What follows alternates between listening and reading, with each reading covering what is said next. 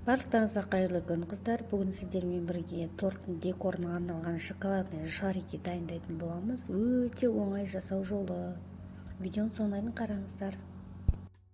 Ол үшін бізге осындай килограммдап сатылатын ақ шоколад керек, және осындай силиконовый шарики молттар керек, және де осындай кондитерский мешок керек.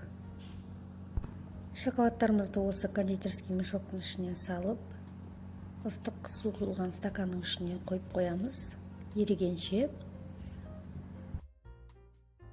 Шоколадтарымыз ыстық суға еріп жатқан кезде біз силиконовый ыдысымыздың ішін осылай кондуринмен бояп шығамыз. Ол қалауларыңыз бойынша түрлі краскілермен боясаңыздар да болады. Мен осындай кондуринмен бояп шықтым.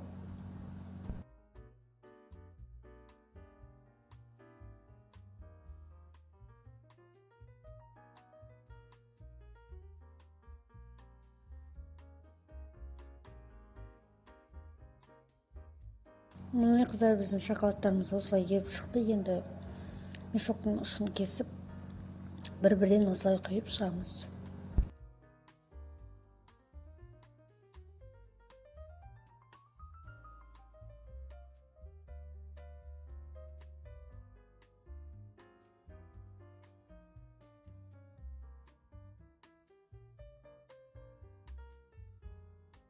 Міне осылай жағып шықтық. Енді бұны холодильникке қату үшін қойып қоямыз.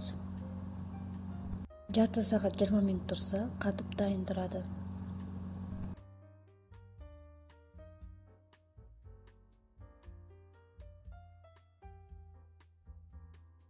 Міне біздің шарикилеріміз осылай қатып шықты. Енді қолмен ақырындап силиконовый ыдысымыздан босатып аламыз.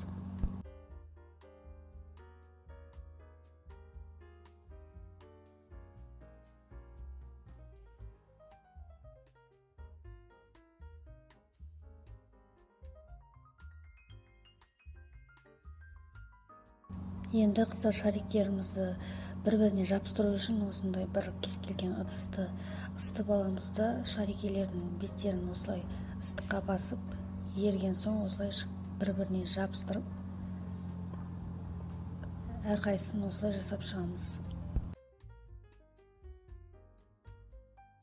Міне қыздар, бізде өте оңай жасалу жолы, өте қарапайым болып шығатын торттың декорына арналған өте тамаша шоколадный сфералар шықты. Міне қыздар, бізде осындай жасалу жолы өте оңай осындай шоколадный сфералар шықты. Бұл тортты жасау барысында декорына өте үлкен, өте әдемі болып көрінеді. Қыздар, егер де сіздер торт жасайтын болсаңыздар, осындай декор түрін қолдансаңыздар болады. Егер видео ұнаған болса, лайк басып, комментарий қалдырып, каналыма подписаться етуді ұмытпаңыздар. Барлықтарыңызға сәттілік, қыздар.